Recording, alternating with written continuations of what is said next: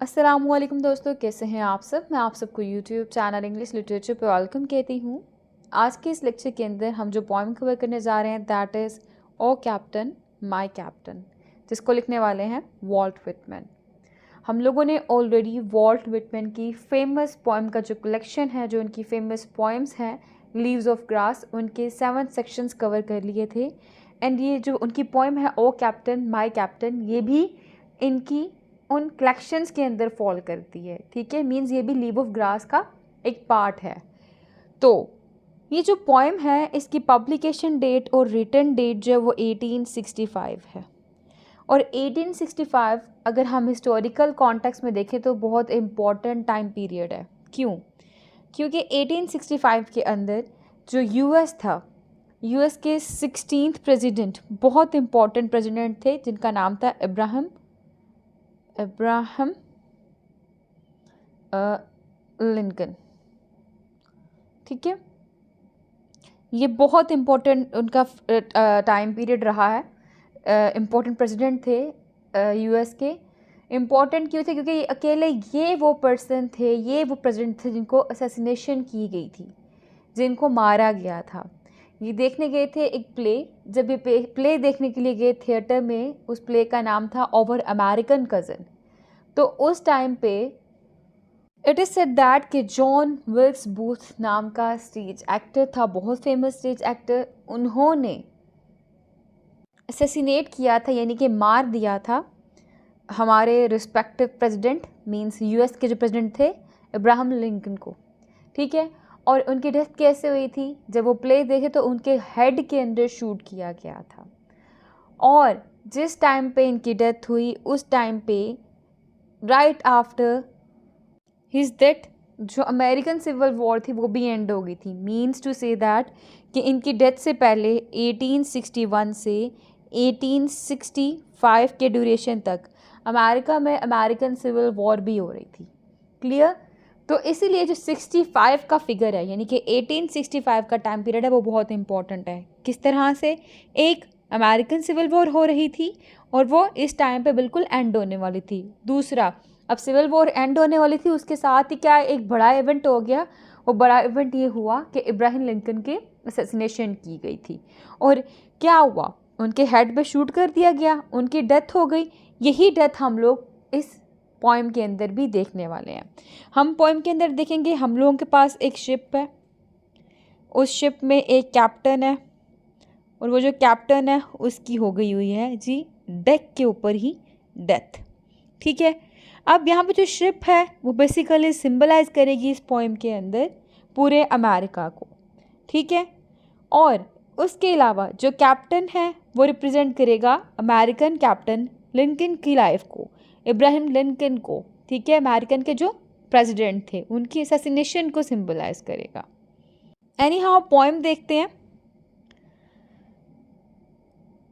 O captain my captain, O fearful trip is done, कि मेरे captain जो हमारा फेयरफुल खौफ से भरा हुआ ट्रिप था वो ख़त्म हो गया। The ship has weathered every rack, the prize we sought is von.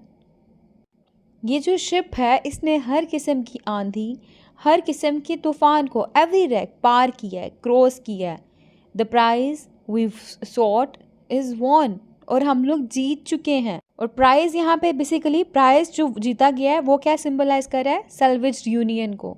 ठीक है, और ये जो वेदर्ड एवरी रैक है ये क्या सिंबलाइज कर रहा है? ये बेसिकली सिंबलाइज कर रहा है कि जो सिविल वॉर हुई थी उस टाइम पीरियड को सिंबलाइज कर रहा है। ठीक है, और शिप अमेरिका को सिंबलाइज कर रहा है सिविल वॉर के टाइम पीरियड वाले। The port is near, the bells I hear, the people all exulting. Port है एज को, डेस्टिनेशन को, जिस जगह पे ये शिप जा रही थी। तो कहता है द पोर्ट इज़ नियर, हमारा जो किनारा है वो बिल्कुल करीब आ चुका है। द बेल्स आई हेयर, मैं घंटियों की आवाज़ें सुन रहा हूँ। घंटियों की आवाज़ें मीन्स ये ऐसी आवाज़ें हैं कि बिल्कुल आप अपने डेस्टिनेशन के करीब पहुँच गए तो आपको घंटियों के बजने की आवाज़ें आ रही हैं। द पीपल ऑल एक्सल्टिंग मतलब एक्साइटिंग, सेलिब्रेटिंग, जितने भी लोग हैं वो खुशियाँ मना रहे हैं, सेलिब्रेशन कर रहे हैं।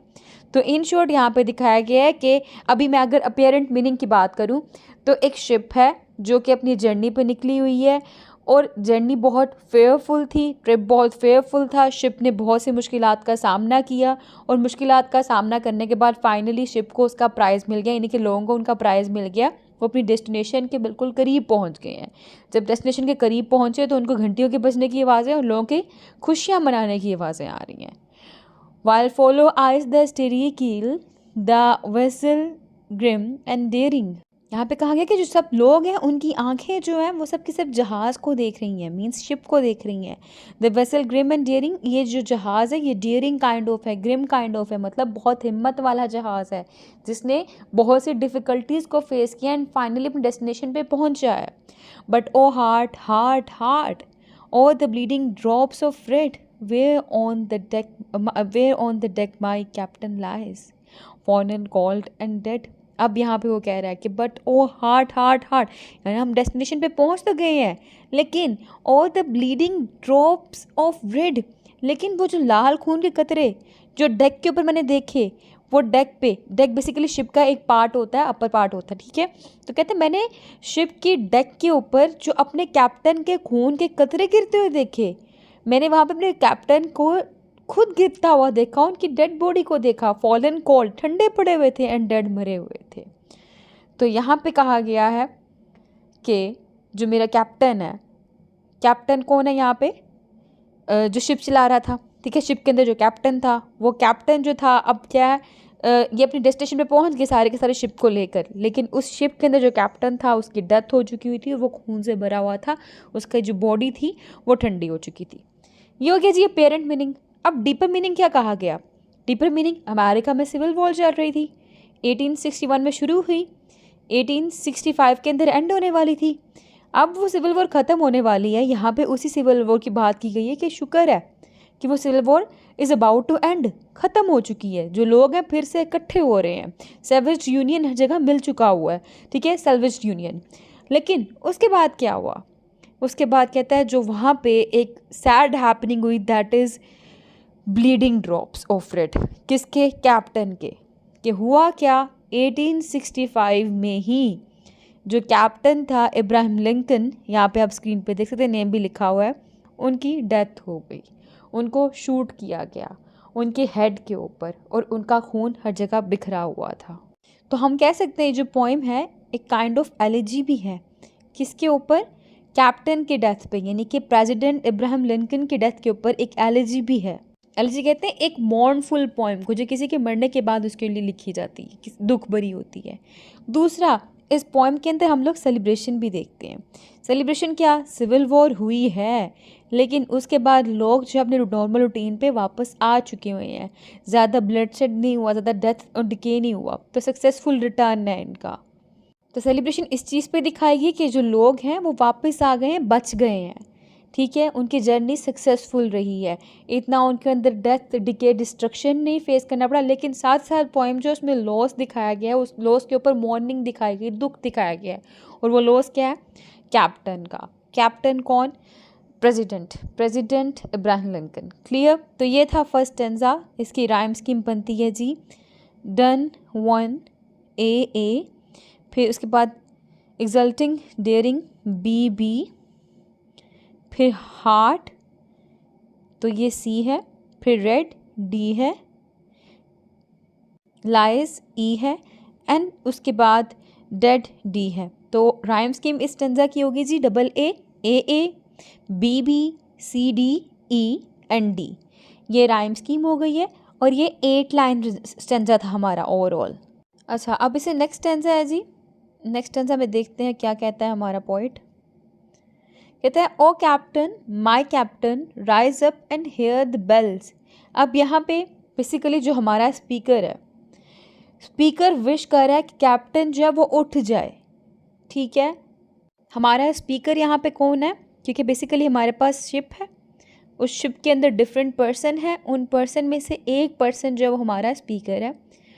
और जब उसने देखा कि हम अपनी डेस्टिनेशन पे पहुंचने वाले हैं लेकिन हमारा जो कैप्टन है वो तो कोल्ड एंड डेड गिरा हुआ है, डेथ हो चुकी हुई है, तो वो विश कर रहा है O captain my captain rise up and hear the bells, कि उठो, तुम ये घंटियों की आवाज़ें सुनो। घंटियों की आवाज़ें मैंने बताया था आपको, बेसिकली उनके डेस्टिनेशन पे पहुंचने के साउंड के लिए यहाँ पे यूज़ किया गया है। तो यहाँ पे जो हमारा पोइट है, जो स्पीकर है, वो ये विश कर रहा है कि जो कैप्टन है वो भी इन लोगों की आवाज़ों को सुने, कि हर कोई अडोर कर रहा है, हर कोई जो है वो लाइक एडमायर कर रहा है कैप्टन को, और उनका जो इलेशन हुआ है उसका भी विटनेस बने। ठीक है, rise up, for you the flag is flung, for you the bugle trills. तो कहते हैं देखो देखो उठो, आपके लिए ही यहाँ पे झंडों को लहराया जा रहा है, आपके लिए ही यहाँ पे बिगल को बजाया जा रहा है। उठ के देखो, ये सारे के सारे लोग जो ना कैप्टन आपको एडमायर करने के लिए आए हुए हैं। For you bouquet and ribbon wreaths, for you the shores are crowding. कहते देखें कैप्टन, ये जो लोग हैं आपके लिए बुके लेकर आए हुए हैं, फूलों के गुलदस्ते लेके आए हुए हैं, रिबन रिट्स लेके आए हैं, यानी कि जो फूलों की माला है वो आपके लिए लेकर आए हैं। For you the shores are crowding, आपके लिए यहाँ पे सारे लोग इकट्ठे हुए हैं। उठो और देखो। फॉर यू दे कॉल, वो आपका नाम ले रहे हैं, आपको बुला रहे हैं। The swing mass their eager faces turning. जितना ग्रोह है लोगों का, जितना ग्रुप है लोगों का, वो सब आपके लिए यहाँ पे इकट्ठे हुए हैं, वो आपसे मिलना चाहते हैं, वो आपको पुकार रहे हैं। दे ईगर, उनके जोश से भरे हुए चेहरे आपकी तरफ मुड़ मुड़ के देख रहे हैं। Here captain dear father, this arm beneath your head. कहते हैं आप कैप्टन मेरे बाप जैसे हैं, मैं अपना हाथ आपके सर के नीचे रख देता हूँ ताकि आपको थोड़ा आराम मिल सके। It is some dream that on the deck, मुझे लगता है ये एक ख्वाब है, एक हॉरिबल ड्रीम है कि एक डेक के ऊपर मैं देख रहा हूँ you have fallen called and dead, आप बिल्कुल कॉल्ड और डेड गिरे हुए हैं। मुझे लगता है मैं एक ख्वाब देख रहा हूँ, एक हॉरिबल ड्रीम है। तो यहाँ पे अपेरेंटली आपको समझ लग गया क्या बात की गई है, लेकिन इनवर्टली देखा जाए तो बात यहाँ पे अगेन इब्राहिम लिंकन से की गई है, क्योंकि उनकी डेथ हुई तो डेथ के बाद कहा गया यहाँ पे कि हो सकता है ये एक हॉरिबल ड्रीम है। उनकी डेथ जो है वो एक अनएक्सेप्टेबल थिंग थी, लोगों को उनसे बहुत प्यार था। क्यों? क्योंकि जब 16 प्रेसिडेंट थे जो ये, जब इनका टाइम पीरियड चल रहा था तो ये काफ़ी ज़्यादा काइंड हार्टेड थे, ये लोगों से बहुत मोहब्बत किया करते थे, उनकी बात से सुना करते थे अच्छे से, तो लोग इनको बहुत एडमायर किया करते थे। और जब इनकी डेथ हुई थी तो लोगों के ऊपर इसका बहुत बुरा झटका लगा था, लोगों ने काफ़ी बैड फील किया था, उनको काफ़ी दुख हुआ था। तो यहाँ पे यही चीज़ कहा गई है कि it is some dream that on the deck, कि मुझे लगता है क्या एक ख्वाब हो, एक हॉरिबल ड्रीम है जो मैंने देखा। You have fallen cold and dead, आप गिरे हुए हैं, ठंडे हुए हैं आपका जिस्म, और डेड है, बिल्कुल ख़त्म हो चुके हुए हैं। ठीक है, तो सेम इसकी भी राइम स्कीम वही है, AABBCDED। ठीक है, अगेन ये भी 8 लाइन स्टेंजा ही है, और लाइक प्रीवियस स्टेंजा यहाँ पे भी इस स्टेंजा के अंदर भी जो एंडिंग हुई है वो you have fallen called and dead के ऊपर ही हुई है। अब उसके बाद जो लास्ट स्टेंजा हमारा स्टेंजा 3 देखते हैं, उसमें क्या कहा गया है। My captain does not answer, his lips are pale and still. कहते मेरे कैप्टन जो जवाब नहीं दे सकते, उनके होंठ जो वो पेल हो चुके हैं और स्टिल हो चुके हुए हैं। My father does not feel my arm, मेरे फादर, यानी कि मैंने बताया ना अपने कैप्टन को, अपने प्रेसिडेंट को अपने फादर की तरह ट्रीट कर रहा है। कहते हैं वो मेरी आर्म को फील नहीं कर रहे। He has no pulse nor will, वो भाग ही नहीं रहे, उनकी पल्स ही नहीं चल रही। The ship is anchored safe and sound, ये जो शिप है यानी कि अमेरिका जो बिल्कुल सेफ एंड साउंड है, शिप बिल्कुल सेफ एंड साउंड अपनी जर्नी के ऊपर जर्नी से गुजर के अपनी डेस्टिनेशन पे पहुंच चुकी है। It's voyage closed end done, अब इसका सफ़र ख़त्म हो चुका हुआ है और ये अपनी मंजिल पे पहुंच गई है शिप। मेरे कैप्टन तो नहीं रहे, अगर मेरे कैप्टन मेरी इस शिप को देखते कि शिप अपनी मंजिल पे पहुंच गई तो कैप्टन बहुत खुश होते। From fearful trip the victor ship comes in with object won, कहते हैं कि हमारा ट्रिप बहुत फेयरफुल था, खौफ से भरा हुआ था, लेकिन शिप जो है वो विक्ट्री के साथ अपनी मंजिल तक पहुंच गई है। एक्सल्ट और शोर्स एंड रिंग और बेल्स, हर जगह सेलिब्रेशंस हो रही हैं, हर जगह घंटियां बज रही हैं। But I with मॉर्नफुल tiered trade, मैं उदास होकर ट्रेड चलना, धीरे से चलना। Walk the deck my captain lies, कहते मैं धीरे से चल के उदासी के साथ वहाँ जाऊँगा जहाँ पे मेरे कैप्टन लाइज, मेरे कैप्टन पड़े हुए हैं। फॉरेन कॉल्ड एंड डेड, जहाँ पे वो कॉल्ड एंड डेड पड़े हुए हैं। तो यहाँ पे कहा गया कि सबको खुशियाँ मनाने दो, सबको घंटियों को बजाने दो, घंटियों को बजने दो। ठीक है, लेकिन मैं जो हूँ उदासी के साथ, मॉर्नफुलनेस के साथ, दुख के साथ अपने कैप्टन के पास जाऊँगा जहाँ पे डेक है, ठीक है, कश्ती का वो हिस्सा, डेक कहते जिस जगह पे कैप्टन पड़े हैं मैं वहाँ पे जाऊँगा, कैप्टन जहाँ पे कोल्ड और डेड है। ठीक है, तो यहाँ पे ये तो था अपेरेंट मीनिंग, समझ लग गया हम लोग को। अब डीपर मीनिंग क्या था? The ship is anchored safe and sound it's voice. ये वाली लाइन देखें, ये इंपॉर्टेंट लाइन है। यहाँ पे ये कहा गया कि हाँ हमारे प्रेसिडेंट की डेथ हो चुकी है, अब वो बाकी नहीं रहे। ठीक है, वो जा चुके हैं इस वर्ल्ड से। और उसके अलावा बताया गया यहाँ पे कि जो शिप है, यानी कि सिविल वॉर जो हो रही थी, जो 1861 में शुरू हुई थी, वो सिविल वॉर 1865 के अंदर ही सेफली एंड हो चुकी हुई है। ठीक है, अमेरिका के जो लोग हैं वो भी सेफ हैं, सिविल वॉर भी ख़त्म हो चुकी है, जो लोग हैं उनके अंदर सेल्वेस्ट यूनियन आ चुका हुआ है, लोग इकट्ठे होकर रह रहे हैं। और मेरी ख्वाहिश थी कि जो हमारे प्रेसिडेंट थे, जो हम लोगों को इकट्ठा रखना चाहते थे, वो चीज़ों को देखते। लेकिन on the other hand president की डेथ हो चुकी है, प्रेसिडेंट हमारे साथ नहीं है। ठीक है, तो यहाँ पे हमने देखा कि पोइट ने पीपल की बात भी की है, यानी कि सारे ग्रुप की बात भी की है, और इंडिविजुअल की बात भी की है। ठीक है, यानी कि सेल्फ वर्सेस अदर का थीम भी नज़र आ रहा है हम लोगों को। और इसके बाद पोइट जो वो अपने पर्सनल फीलिंग्स ऑफ लॉस को बैलेंस करने की कोशिश कर रहा है उसके, क्योंकि पोइट हम लोगों को इसके अंदर सेलिब्रेटरी मूड भी दिखा रहा है और मॉर्नफुल मूड भी दिखा रहा है। पोइट खुद बहुत इमोशनल है, दुखी है बहुत ज़्यादा on the death of president. लेकिन on the other hand poet जो इस चीज़ को सेलिब्रेट कर रहा है कि जो उनके लोग हैं वो सेफ़ एंड साउंड हैं, उनको कुछ नहीं हुआ। जो कंट्री के रहने वाले लोग हैं सबके सब बच चुके हुए हैं। सिविल वॉर में बहुत सी डेथ हुई, बहुत सी जिंदगियाँ गई, लेकिन एट द एंड उसका रिजल्ट क्या हुआ? रीयूनिफिकेशन हुई, सारे के सारे इकट्ठे हो गए थे। और जब पोइट कहते हैं ना एक्सल्ट और शोर्स एंड रिंग और बेल्स, यहाँ पे पोइट बेसिकली हम लोग को ये दिखाना चाह रहा है कि वो खुद चाहता है कि वो जो अदर हैं, जो लोग सेलिब्रेट कर रहे हैं, वो उनका पार्ट बन जाए, उस ग्रुप का पार्ट बन के सेलिब्रेट करे। ठीक है, जो कि बिल्कुल सेफ्टी के साथ वापस आ गए हैं। लेकिन ऑन द अदर हैंड हम इंडिविजुअलिटी भी देखते हैं कि उसकी जो इनर वॉइस है, जो इनर थॉट है, वो उसको उस क्राउड से दूर रख रही है। वो इनर थॉट क्या है? उसकी इमोशनल फीलिंग जो कि कैप्टन की डेथ के ऊपर हुई थी। That's it. तो सेम इसकी राइम स्कीम भी AABBCDED है। तो आई होप कि ये पॉइंट जो है आपको अच्छे से क्लियर हो चुकी होगी, इसमें कोई भी कन्फ्यूजन बाकी नहीं रही होगी। Thank you for watching this video पसंद है वीडियो को लाइक भी करेगा, हमारे चैनल को सब्सक्राइब करना मत भूलिएगा, और इस वीडियो को अपने दोस्तों के साथ भी शेयर करिएगा। Stay tuned with us, take care.